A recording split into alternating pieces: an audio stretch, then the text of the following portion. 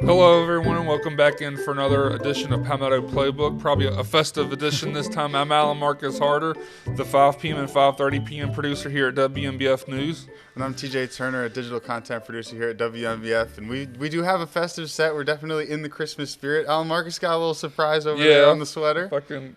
Yep, here we go. The little lights. Yeah, got to get into the spirit. We got to get into the Christmas spirit. And I'm excited this week because we had a big game this past week where Alabama beat Oklahoma 34-24. And this game started off, I'm not going to lie, in the first quarter, I was about to turn the game off, stop watching, and I was on the Fire Kalen DeBoer train. No, not that serious. But there was a bunch of fans that were calling for Kalen DeBoer's job, saying that he was going to go take the Michigan job after the first quarter as Alabama went down 17-0. It was looking bleak, but Alabama finally figured it out there at the end of the first quarter, going into the second quarter with the touchdown from true freshman Latsier Brooks, who scored his first touchdown on the year in this game and his second, and actually the first touchdowns of his career. But it was just a good game after the first quarter. Yeah, for Alabama's sake anyways. But, yeah, I mean, everything that could have gone wrong for Alabama went wrong, and everything that could have gone right for Oklahoma went right. And, I mean, I feel like this – just having these first-round matchups on teams' campuses, not like neutral site bowl games, I thought was I really love watching these environments come to life for these high-profile first-round matchups. I know Norman, Oklahoma was definitely up for the occasion.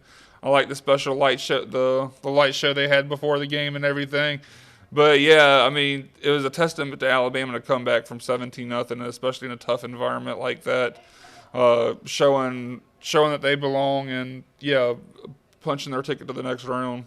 Yeah, and there's that touchdown from Latsier Brooks there. A couple of big catches from here. He was definitely the unsung hero of this game, scoring 2 touchdowns for the Tide. He had a big catch leading up to that touchdown, as we just showed earlier. And like I said, this is his first touchdowns of his career, and that play right there, Xavier Brown, who has made quite a few big pick sixes in his careers. He had one earlier against Tennessee. But back to Latsier Brooks, he does remind me of Jalen Waddle when he played for Alabama, just with that twitchiness, that quickness, that speed that he shows out there where he's able to just change direction so quickly. And it's just impressive. And it does remind me a lot of Jalen Waddle. And I know it helps that he does wear that 17. Yeah, that's definitely some high praise for a player like that. And you just hope he can keep that up. But, yeah, it was a great turnaround from Alabama. Yeah, great game for them. And then in not this week, but next week on January 1st, New Year's Day, Alabama is going to be playing number 1 ranked Indiana in the next round, which is definitely going to be a tough matchup. And I think if first quarter Alabama shows up, we don't have a chance in that game. But if second through fourth quarter Alabama shows up and they can carry that momentum on into the next game, I think this game could be interesting against Indiana, and it'll definitely be a good game to watch. I sure hope so. I mean, I still think Indiana is going to be a very tough team to beat, even if that second through third quarter team Alabama shows up. But I know Indiana has one of their star defenders out for the rest of the season. He got hurt in that conference championship game. But I mean, I still think Indiana is a really good team, and I feel like they should be the favorites going into that game against Alabama, but obviously you can't overlook an Alabama team with their the history of doing well in the postseason. You can't get too ahead of yourself. Yeah, and we'll preview that game more again in next week's episode. We have a couple weeks until that game, and then this past week we had all the college football playoff matchups. Moving on to the Miami and Texas A&M game, where this was probably the most boring game I've watched the entire season, which is unfortunate that it was a college football playoff game. The punters seemed to be playing tennis or ping pong the whole game. They were just kicking the ball back and forth, just giving the defenses and the special teams were just giving the ball back and forth to each other the entire game. Nobody was able to score. I mean, it was just not a pretty sight. Yeah, it was definitely a rough showing, which, I mean, these are still they both teams earned their spot into the playoffs. But it was a hard game to watch. But the wind conditions with a bunch of missed field goals, blocks. It was just a mess all around. Yeah, definitely not a pretty game out there. The product on the field didn't show like how good these two teams are, as Miami and Texas A&M have showed throughout the entire season how good their teams truly are.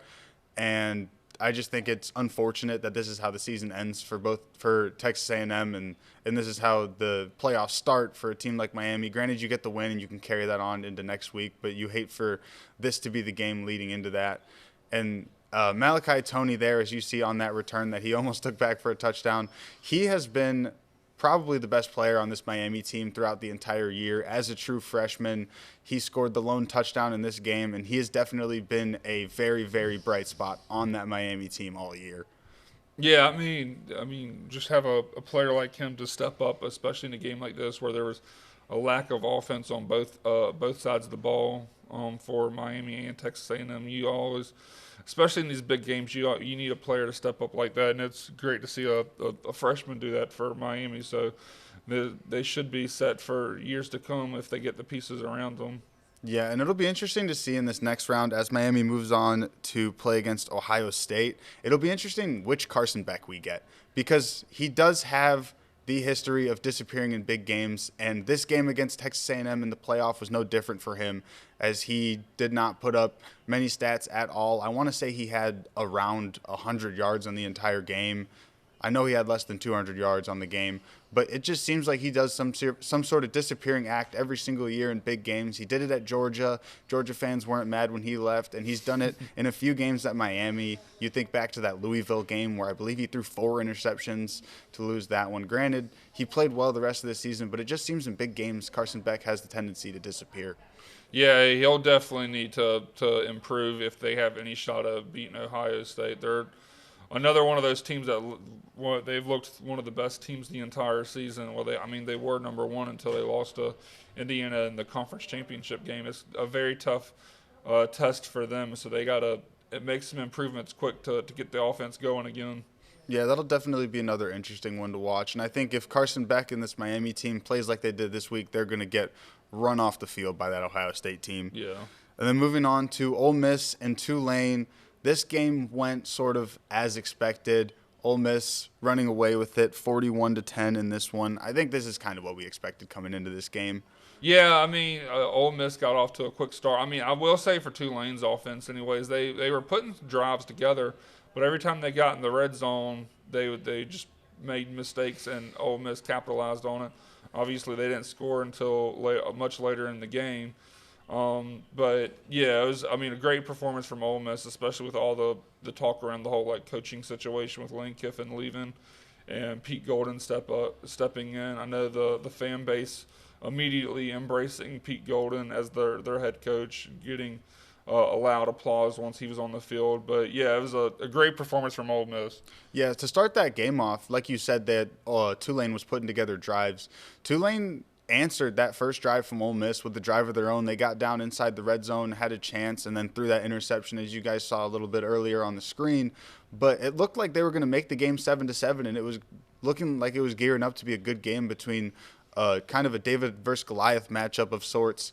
But then as you saw that interception, and then it seemed like that was the story of the game for Tulane. As Alan Marcus was saying, they just kept driving and then turning the ball over, or just making mistakes when it came down to it, and Ole Miss capitalized on every single one. And I think in a game like this, you think about the games where teams are outmatched, you need to make the 50-50 plays. You need to make sure you capitalize on everything you have, because Ole Miss is better on paper. Those teams are going to run away with it if you make those mistakes. Yeah, if Tulane had any shot of pulling this upset off, they couldn't have afforded to have these mistakes that they had in this game. And obviously, Ole Miss made them pay for it. I mean, proving that they were the better team, not only on paper, but in performance like they did. I mean, it's basically the same score line. I mean, obviously, they were not the exact score line, but it was very much similar to what the performance was earlier in the season when these two teams met. But, yeah, Ole Miss winning in dominating fashion. Yeah, and then we have an SEC matchup in the next round, as Ole Miss is going to move on to play against Georgia in the next round, which I expect Georgia to run away with that Yeah. game. I don't expect this game to be close. I think Ole Miss has the potential to make it an interesting game, but I think this Georgia team, we don't know what's going to happen after a couple weeks off, obviously, but I think Ole Miss is going to be in for a lot of trouble coming up against I Georgia. think when they met earlier this season, it was actually a closer game. I think Ole Miss had the lead for much of the game heading into the fourth quarter, and Georgia took the lead in the fourth quarter and came out with the win. I feel like it was a one-score game. I can't, don't know off the top of my head, but I'm pretty sure it was a one-score game. But I feel confident in Georgia beating Ole Miss in the next round. And then the last game of the first round, Oregon versus JMU. And Oregon won this game 51-34 in the end of this game. So they did win by quite a few points, and it did seem a little bit out of reach for JMU. But I will say, I don't know about you, Alan Marcus, but seeing this game, I was impressed with JMU's performance. Yeah, I mean, obviously there was a lot of talk coming into this game about should the group of 5 teams deserve their spots in the playoff, which, I mean, I'm always a fan of having the group of 5 teams in the playoff. I mean, having blowout, if we're just basing this off of bad first-round performances, I don't think we can literally just look to last year where Ohio State beat Tennessee 42-17 and Penn State beat SMU 38-10. So it's not like only the group of 5 teams are getting blown out. It happens everywhere. It's happened multiple times already in the first round. I know for the start of this game, though, it was a very much in favor of Oregon. They were literally looking like they were playing like football video games on freshman mode, scoring drives together in like 3, 4, 5 plays. It was a tough challenge for James Madison. They ended up coming into the game, like getting their game plan together, obviously, but it was much too late after giving up a bunch of points at the very start of the game. Just Oregon showing that they got a lot of talent on both sides of the ball. I mean, I'm impressed with James Madison to keep fighting in this game. I mean, obviously, there was a lot of signs that you literally could have just like rolled over and just let the season end. Obviously, it was going to be a very tough challenge to make a comeback, given how many points they let Oregon score at the very beginning of the game. But I'm happy to see James Madison at least try to make this a game. I think the game ended up being a 17-point win for Oregon. This is the first time, I believe, this season that Oregon has given up 30-plus points in a game. I mean, I guess you can make the argument that much of this was in like the second half when Oregon already had the game won. So maybe they were resting players and stuff like this. But, I mean, it was a really good second-half performance from James Madison. Yeah, and just a couple of stats from that game. Alonzo Barnett, the quarterback for JMU, 273 yards, 3 total touchdowns, 2 passing, 1 on the ground, which is a great performance against a team where you are brutally outmatched. So I think that's just an impressive performance from him. And then Dante Moore for Oregon, 313 yards and 4 touchdowns. But he did also throw 2 interceptions, which I think is a testament to that JMU team and how they actually do stack up against a high-powered offense like Oregon in a Power 4 conference. I just think it was a good performance all around from both teams. I think Oregon played really well. I think JMU impressed a lot of people. And I think you look at the Tulane game, you look at the JMU game, and you think about, do these teams deserve to be there? And I think you have kind of a 50-50 split there where JMU showed that these teams do deserve to be there and they made it competitive. And then you have Tulane on the other end where people might look at that game and think that they don't belong. I think you got to let at least one person outside of the group of 4 teams in just to give them an opportunity at a national championship, because I feel like otherwise if you go straight off rankings, those teams with the schedules that they're given throughout the year and the conferences that they're in aren't going to get a shot. Yeah, I mean, I think it would be I'm always in favor of giving. I think that at least one group of 5 teams should get into playoff. If we cap it at 1, I can live with that. I can live with capping it at 1 team for the group of 5, but I think it'd be crazy to just outright deny them a chance to at least compete in the playoffs like this. Yeah, I think you have to at least give them that opportunity. Just because why would you be in the FBS at that point? You might as well move down to the FCS and go win championships there if you're not going to get a shot at the national title game. And then so after that game, Oregon will move on to play Texas in the next round. And then moving on, the Carolina Panthers. Texas Tech, sorry. Texas Tech on January 1st. Sorry, Carrie, when you watch this back.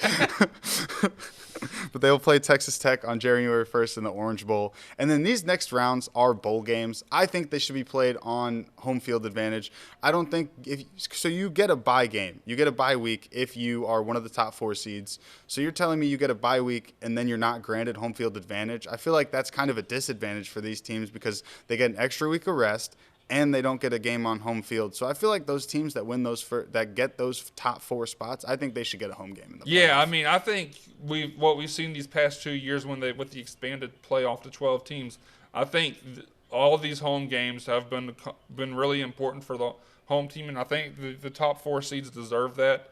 Obviously, I know there's going to be some politicking around because there's money involved with getting teams for the bowl games. They don't really just want to get rid of the bowl games, like the Big 6 bowl games, the Sugar Cotton, the Orange Bowl, the Rose Bowl, the Peach Bowl and stuff like that. But I do like having these games on college campuses. I think it brings an added layer of excitement to these games. Yeah, especially because a school like Indiana makes it into the playoff. And same with Texas Tech. I mean, Georgia and Ohio State are going to have big games on their campus all the time. But a team like Indiana, a team like Texas Tech, they have great atmospheres and they have a lot of fans who aren't going to travel well. As you have Indiana playing in the Rose Bowl in California, and you have a fan base that's rallying around that team. And I think they should have the opportunity to play this game in Indiana where all their fans can be behind them, because I feel like that is a great advantage to play at home field, and I feel like they have earned that right by being a top 4 seed. Yeah, I mean, I don't know if that will – I don't know how the powers that be in college football will consider that, because I know there's a lot of money involved with having these bowl games and stuff, and it seems like all the powers, all they care about is making money instead of – what's actually best for the actual sport. So we'll see how that plays. I mean, I hope they at some point they have more on-campus college games for these playoffs. But we'll have to see how that plays out. And then moving from college to the NFL, the Carolina Panthers have clinched the outright top spot in the division after beating the Tampa Bay Buccaneers 23-20. They haven't clinched it just yet. They're in the top spot right now. They have gotten into the top spot in the division. They'll clinch it with a win over Tampa Bay in a couple weeks. Unless Tampa Bay loses this week, there's a few things that could happen that could lead to the Panthers either being knocked out of the playoffs or taking that top spot and getting into the playoff. But this is definitely a step in the right direction, as them and Tampa Bay are the 2 teams fighting for this spot. So if you have that head-to-head matchup going down the stretch, you need to win that game. Yeah, this is a game that I feel like after watching the game and how the commentators are breaking it down, this is a game that the Panthers needed to win. Tampa Bay has a much easier path to the playoffs. They still lost this game, but they play a struggling Miami Dolphins team next. The Panthers, which we'll talk later, have one of the best teams in the NFL coming to Charlotte next week. But this is a game that the Panthers needed to win to keep their playoff hopes alive. Obviously, there's still a lot that needs to go that needs to go in their favor. Especially with the rematch, not this week, but next week against Tampa Bay. But, yeah, the Panthers needed this win, and thankfully they were able to deliver. We've seen time and time again this season, you never know which version of the Panthers we're going to get, but thankfully we got the version that could pull out a gritty win. I mean, it was back and forth the entire game. You just saw there the Baker Mayfield interception to seal the deal for the Panthers. But all around, you got to be happy that they were able to come away with this win. Yeah, definitely a big win for the Panthers, especially coming down the stretch as they are fighting for a playoff spot. And as you can see there, they're 1 game ahead of Tampa Bay now after this win. And it'll be interesting to see how these next 2 weeks play out. And we'll be keeping you guys updated there as we have the Myrtle Beach Bowl happen here in Conway this past week on the surf turf. And I will say, as it being the bowl game with the only bowl game with 2 conference championships teams in it, definitely was underwhelming. Yeah, well, it was underwhelming if you were hoping for a close game. I mean, you can't fault Western Michigan for just outright running away with this game from the very get-go. The very first play of the game, besides the opening kickoff, was a 75-yard touchdown run from Western Michigan, and that pretty much just set the tone for the rest of the game. The the Broncos ended up coming out with the 41-6 win over Kennesaw State. It was a lot that went wrong for Kennesaw State. Their offense just couldn't get the ball rolling, and Western Michigan just absolutely dominated this game. Yeah, it seemed like from the get-go, it just looked like that Kennesaw State team was going to be outmatched in this one. Like you said, that first play taking it for a 75-yard touchdown. And after that play, Western Michigan never looked back. It just looked like the Western Michigan team came to play, and the Kennesaw State team just seemed like they weren't exactly prepared for this game, might have been outmatched in this one. It seemed like every time Kennesaw State got the ball, they would show some signs, and then all of a sudden there'd be an interception, a fumble, a blocked punt. Something would always go wrong for Kennesaw State every single time they touched the ball, and it was just an ugly game from the start on that side of the ball. Yeah, it was definitely unfortunate to watch because, like you kind of mentioned, we were hoping this would be a really close, competitive game, given that both of these teams won their conference championship. But it was great performance from Western Michigan. I just wished I don't exactly know what happened. It was just not Kennesaw State's day for the Myrtle Beach Bowl. Obviously, they still have a lot to be happy about this season. Obviously, you can't. You wish the season would have ended better, but all in all, they still had a really good season considering that they only won 2 games last year, and they won their conference this year. So, a great turnaround for the Kennesaw State Owls. And, it's a lot to build on heading into the next season. Yeah, I think it's great for that program. As coming into from FCS to the FBS level only a couple years ago, last year losing 10 games, only winning 2, and then coming off that season and winning 10 games, going 10-3, well 10-4 after the bowl game, but 10-3 during the season, winning a conference title. I think that has to be. I wonder if that's one of the biggest turnarounds in the history of college football. It's got to be up there. Yeah, it has to be. I don't see how much. You can't do much more than that. But yeah, it was a great job from Kennesaw State this entire season. You wish you would have ended on a higher note, but you can't be too upset with given everything that they've had. But sticking with, I guess you could say football. It implies to more than just football though. But dipping down from college to the high school level, we had some news this week. The South Carolina High School League releasing their realignment for the upcoming I believe it's 26 through 28 athletic seasons.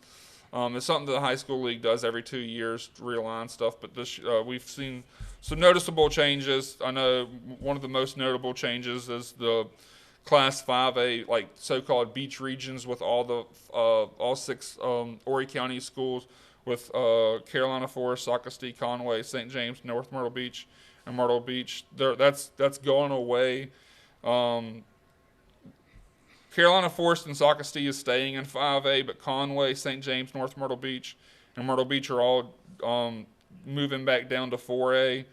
I know also something we could also look ahead. This is another big change that South Florence is making the jump from 4A to 5A, which I'm kind of excited to see. The idea of South Florence meeting some really good teams in 5A with, I know like Somerville, the team that beat Carolina Forest earlier this year. I would love to see this. I don't know if it would ever happen, if it would be like a regular season game or a postseason matchup in a championship game. I'd love to see South Florence versus Dutch Fork. I've mentioned multiple times Dutch Fork's really good, and South Florence is one of the best teams that our area has to offer. I think it'd be a cool matchup to see.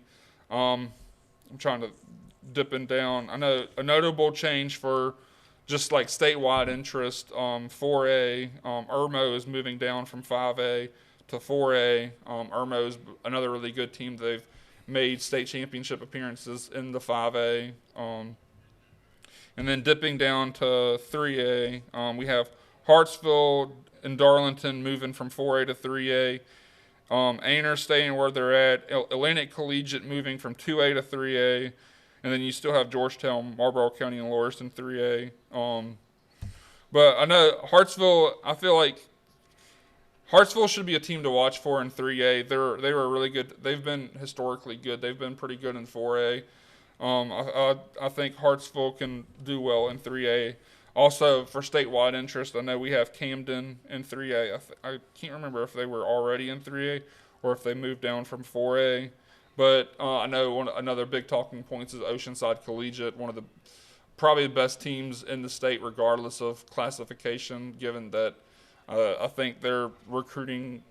Uh, I think the rules that apply to Oceanside don't necessarily apply to the schools that the rest of the state, which is like that's no diss to Oceanside. That's literally how it is. I wish I would have seen them move up to either 4A or 5A, give them a harder competition. I mean, I feel like Oceanside's the team to beat in 3A. They've won multiple state titles in a row. I wish I would have seen them move up to hopefully give like a competitive balance, if that makes sense. And then 2A, we have Walkamaw and Dillon both moving down from 3A. And then obviously you still have Lake City and Manning. 2A, I'd love to see Dillon.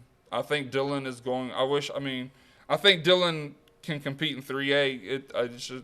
But all these are based off of school population. I guess I should have said that earlier.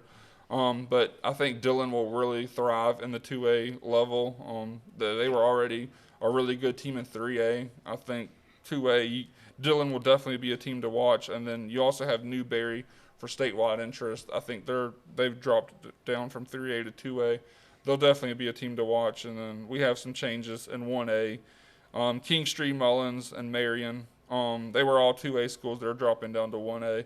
And, I mean, these aren't technically set in stone. The high school league are allowing the schools the opportunity to appeal this, to possibly change this. And then in January, after the appeal process is through, they'll actually set the regions. What they've done now is just release which classification these teams are in. They haven't announced what regions they'll be in. That will happen after the appeal process is done. And then sticking to the high school level, and especially this time of the year, we have the Beach Ball Classic, which is a high-level competition for both boys and girls basketball.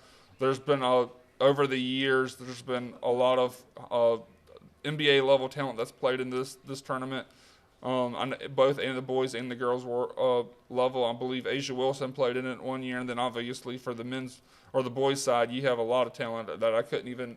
Most notably, probably Kobe Bryant when he was in high school. He played here. This past week or weekend, I guess Friday through Monday, the girls loved. There was like 30 plus girls teams that competed. I'll just name off the winners for each division. You had Hebron from Georgia defeat North Mecklenburg 48-39 in the United Bake Championship. You had George Washington from West Virginia defeat Deep Creek 60-51 in the John Rhodes division. You have Camden from South Carolina actually defeat Gray Collegiate also from South Carolina 42-35 in the Sylvia Hatchell division. And then you had Chapin, another South Carolina matchup, Chapin defeating St. James 44-37 in the KYAL division. So, I mean, there was a lot of high school girls action to watch there was like 30 plus teams competing over 4 separate divisions, and then you even had a showcase real level. But then now this upcoming weekend we have the boys version of the Beach Ball Classic, and there's a lot of fun teams to watch Saturday through Tuesday as this tournament's going. We'll start with the traditional teams. You have Dorman, which has been a powerhouse in South Carolina. You have Father Judge from Pennsylvania, George Rogers Clark from Kentucky, Myrtle Beach from South Carolina, obviously for our own region, North Crawley from Texas, Notre Dame from Connecticut, which I think could be a really fun team to watch. They have a 4-star prospect, I believe, in this year's upcoming, he's a senior now, Abdou Toure. He's a 4-star, top 40 prospect, a small forward. He's committed to Arkansas right now. He'll be a fun player to watch. And then you have Socastee and then Wisconsin Lutheran, which I didn't know this until researching for this. Wisconsin Lutheran is the home of Con Knipple. His 3 brothers are on this team, Kager, Kinston, and Cash.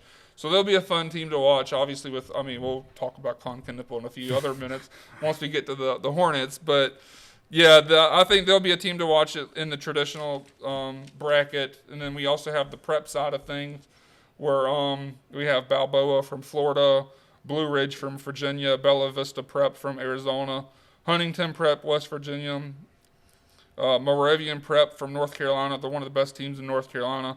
Most notably from them, I know we may mention it later. Eli Ellis from South Carolina. This is the school he played at. His dad, Jeremy, is the head coach, and his brother Isaac Ellis is on the team. I think he's verbally committed to Louisville now. And then they also have a 4-star player, Kamaje Jenkins. So a few players to watch there. And then you have Prince George's Christian Academy from Maryland, St. Mark's from Texas. Probably one of the best players maybe in this tournament. Besides, probably a toss-up between Abdu Torre, which I mentioned earlier from Notre Dame, and then Dawson Batty from St. Mark's. He's a top 15 player, not in 2026, but in 2027. So he's a junior in high school. He's a 5-star. He'll probably be a fun player to watch. And then closing out for the teams, we have Winston-Salem Christian. But definitely, for Beach Ball Classic, it's definitely a fun time to watch. A lot of high-profile basketball, some of the best high school talent across the country coming to Myrtle Beach to play some basketball. You can't really complain about that. It's definitely a fun time to get out. I know I went to watch all the action a few years back when Zion Williamson was in high school. He was hurt during the actual Beach Ball Classic, so he didn't play, but his Spartanburg Day team was here. Also that year they had Montverde from Florida, which R.J. Barrett played on. But yeah, definitely a lot of high-profile talent that play in this tournament, and it's definitely a fun time to watch some basketball if you can get out and get the chance to go watch it. Yeah, and then moving to the professional level, the Charlotte Hornets are now 9-19 on the year.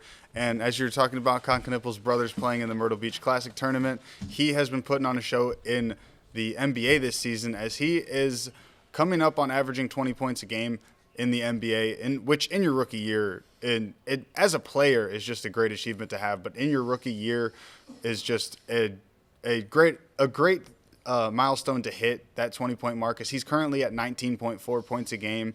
And we've talked about it week in and week out. That number just keeps climbing. He was averaging 18 points a game, 19.4. So it's only time will tell if he hits that 20-point per game mark. But he's currently second in the Rookie of the Year voting, behind the number 1 pick in Cooper Flagg. So it'll be interesting to see how those two stack up against each other when it comes down to the voters making the choices for that award. But he's definitely making his case. Yeah, he's having a heck of a season so far, and I saw a notification just last night, I guess it would be Monday night, since we record this on Tuesdays, that he's the fastest player in NBA history to hit 100 threes in his career, just based on the amount of games he's played so far. So it's definitely a good stat to have. He's putting a heck of a season together. Maybe he's not getting all the attention because of just how poorly the Hornets has played as a team. Wise, they've definitely had the flashes of like individual brilliance, him probably being the most notable.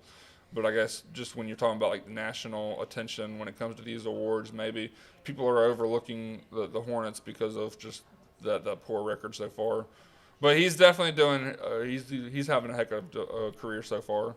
Yeah, he's been having a great year thus far. And then moving on to the college level, the University of South Carolina women's team is now 12-1 after back-to-back 100-point games, which has been a story of the year so far for top teams like LSU and South Carolina this year. Putting up 100 points in a game is very impressive in the college level, regardless of who you're playing. And they do it in back-to-back games, leading them to a 12-1 record. And they've had a great start to the season. I mean, we expected it coming into the year. You expect them to be within the top 3 probably to end the year, but a couple of 100-point performances after a rough patch there. Well, I guess a rough patch is losing one game for the South Carolina team, but after losing that game and then coming back, getting a win, and then getting 2 100-point wins in a row is definitely good for Dawn Staley's team. Yeah, they're showing exactly why they're one of the best teams in the country. I mean, you still have UConn and now Texas ahead of them. They probably have a few minor mistakes to fix up. I know some of these games they were battling injuries and stuff like that, so it's still good to see them put up dominant performances like that. But they'll definitely make a strong case for a Final Four is probably the bare minimum that this team should do. Hopefully make a national championship appearance and hopefully come out with a win. But this will a team that we'll be following for a long time through hopefully the end of March and maybe even early into April, depending on when those Final Four and championship games take place. Yeah, and then moving over to the men's side, we had a South Carolina matchup this past week as the men's team for the University of South Carolina took on the men's team for Clemson, and Clemson took that game home. So South Carolina is now 7-4 on the season after that loss to Clemson. I believe they're 8-4. They played South Carolina State last night. They ended up winning that game. So I think they're 8-4 on the season, but yeah, that game against Clemson, it was a poor performance from South Carolina. Like I've said the past couple of weeks now, it seems like this team lives or dies by the 3-point ball, and it's a rough showing when the team can't hit the 3-point because we just chuck up shots and can't make them. I think they shot 15% from the 3-point line that game, and that's obviously not a good number to win games by. I mean, looking at the scoreline for that Carolina-Clemson game, I think Clemson could have won a whole lot more. I think they probably had a poor performance from their own showing. They still won that game. But, yeah, it was a tough game for South Carolina, and I think it's only going to get harder as we move into conference play. I don't see how much I don't see South Carolina getting many conference wins. They're relying heavily on the 3-point ball, and I don't really see them having a post presence. I think they'll get dominated on the inside by these SEC caliber teams. I know for that Clemson game, South Carolina was missing one of their key pieces, Eli Ellis. I was mentioning that early with his brother and dad at the Beach Ball Classic. He was out hurt for that game. I'm not sure what, his availability for the next upcoming games. They should have a break here now, with the Christmas holiday, but hopefully they can get him back healthy. But it's just going to be I think it's going to be a rough going for South Carolina for the rest of the season.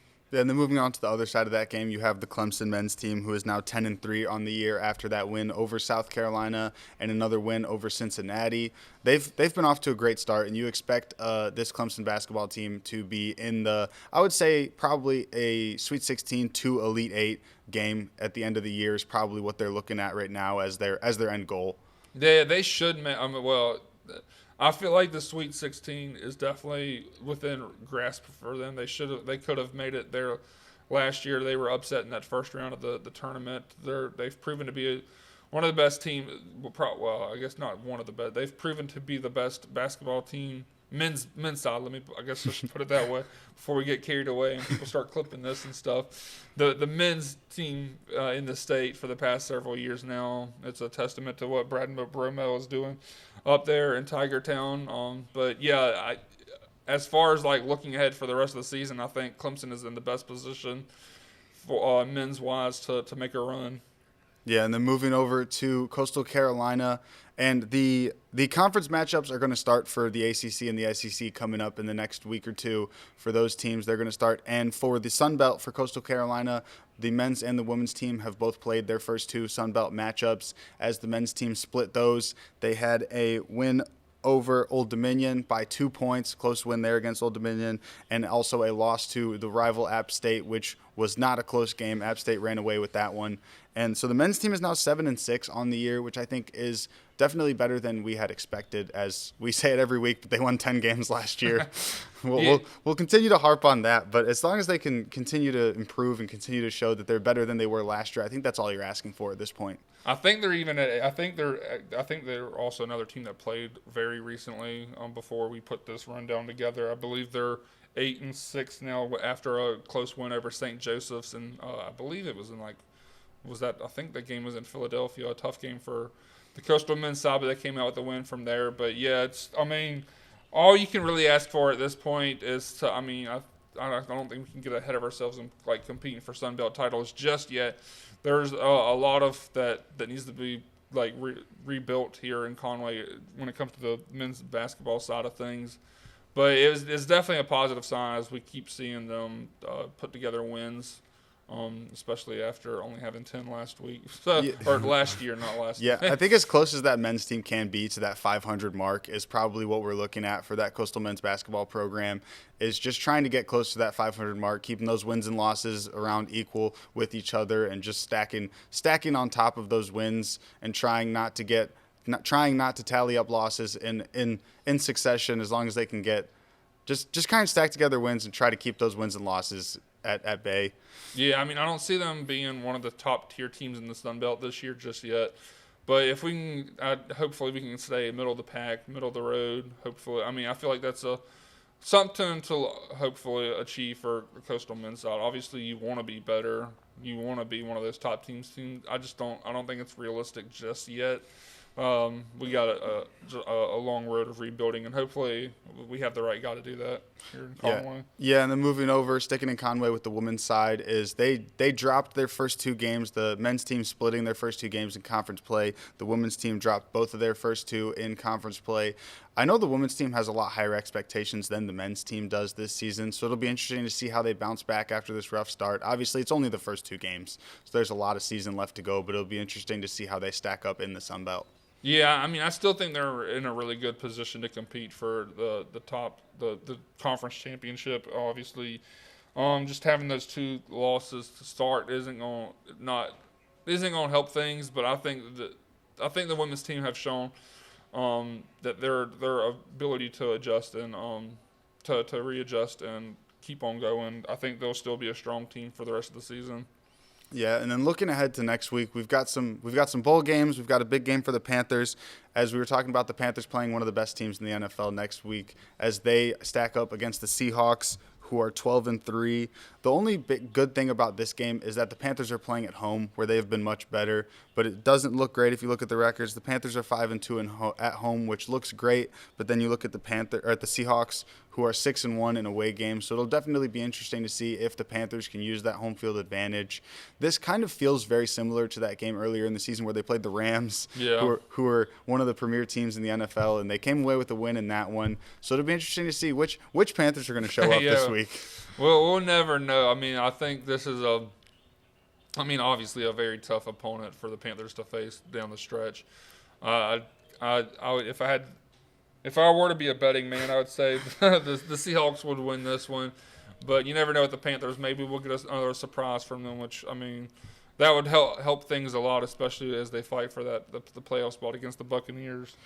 Yeah, and the Seahawks are coming off a 5-game winning streak as well, so it'll be interesting to see if the Panthers can put an end to that, or if the Seahawks are going to make it 6 as they carry that momentum right into the playoffs. But the Panthers are going to want to put on a good performance here, because after this game, which we'll talk about next week, they have a matchup against the Buccaneers again, which, granted, depending on what happens this week, that game will be for the division. Yeah.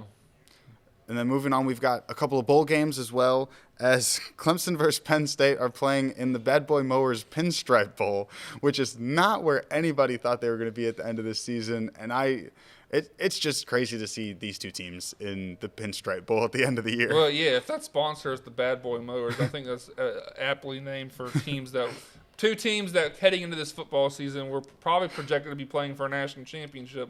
Clemson and Penn State, but they've had bad seasons to say the least, and now they're facing in the Pinstripe Bowl. That's I don't know what we're gonna get out of that one. I'm calling that it may be the Pinstripe Bowl. I'm calling that my toilet bowl. Two teams that have had pretty bad seasons considering their at least. Well, I guess I should say, speaking as a South Carolina fan, at least they're in a bowl game. They've won 6 games. I can't be too mad at them. South Carolina proven to have a worse season this year, so I can't harp on that too much. But yeah, it was definitely a season of missed expectations for both these teams. But at least they did enough to get into a bowl game. Yeah, I think preseason, if you were like Clemson and Penn State are playing each other in the postseason, I don't think – and you told them it was either the national championship game or the Pinstripe Bowl. I think everybody would have told you it's probably the national championship.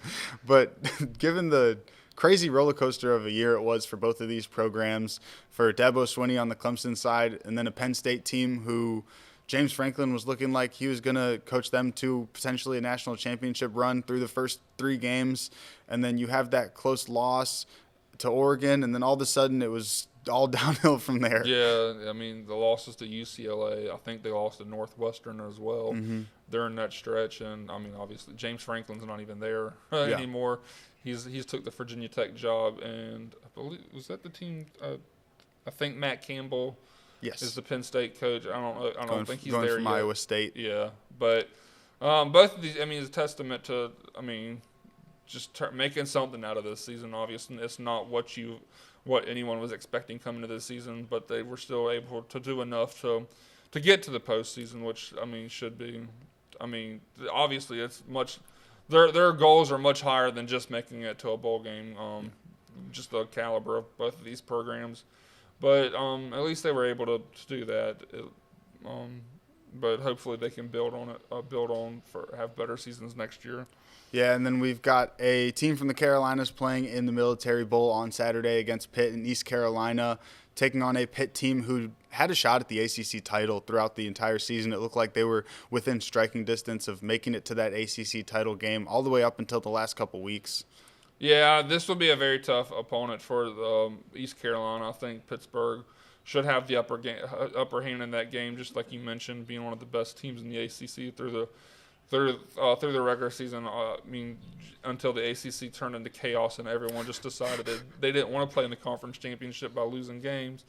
But yeah, this will be a tough game for East Carolina, and I think Pitt will come away with that win. Yeah, and then another team which we also thought was going to win the ACC, and Georgia Tech is going to be facing off against BYU. I think this is going to be kind of a statement game for this BYU football program, as they just re-signed their head football coach to a large contract, and they think they should be in the playoff right now. I think there's a lot of fans in that BYU side who think that they deserve to be in the playoff. So I think this game is kind of their opportunity to show that they belong there, and it'll be interesting to see how they can perform in the Pop-Tarts Bowl, which I think the Pop-Tarts Bowl personally now is the most important bowl game outside of the college football playoff that is played, because they have the bowl games, the Sugar Bowl, the Orange Bowl, that are like in the playoff now. So I think outside of the college football playoff, I think the Pop-Tart Bowl is the best bowl. Which is kind of crazy, because I think that's just a ridiculous. I mean, I like the antics that they have there. I think they have new mascots. I think they're bringing more mascots this year, different flavored of Pop-Tarts. Yep, they got some. I believe they have the Pop-Tart costumes that like the people wear, and I believe they're like edible. Yeah, I know in years past, heck, even Georgia Tech and BYU are going to have special Pop-Tart helmets, like the sprinkle helmets on there. We missed an opportunity there. Notre Dame with those gold helmets with the sprinkles on it, I think would have been great, but Notre Dame doesn't want to play a bowl game this year. But yeah, I think this would be a tough game, or not tough. Well, I guess like you mentioned, probably the best matchup we've seen outside of the college football playoff. I think BYU. I feel like, well, I don't know. You could never really count out Haynes King and what Georgia Tech can do. I don't know if there's any opt-outs for this game, just given the nature of college football nowadays, how that can dictate things. But I think it'd be a fun matchup to watch. Yeah, I think this game is the one where both teams have the most to prove as well. Not necessarily team-wise on Georgia Tech, but you have BYU, who thinks they should be in the playoff. And then you've got Haynes King, who, if I was Haynes King, I would kind of feel snubbed from the Heisman, potentially being a part of that group in that top four. I think Haynes King put on some great performances. I do believe those last couple games, dropping those last few games, I think definitely dropped him out of that race. But I think if Georgia Tech makes the ACC championship game and potentially has a shot at the playoff, I think you would see Haynes King not necessarily walking across that stage with the trophy, but I think he would be on that stage up for the award. Yeah, he's shown throughout this season he was one of the top-tier quarterback for Georgia Tech, so we'll have to see how. It should be a fun matchup. Hopefully it's a close game.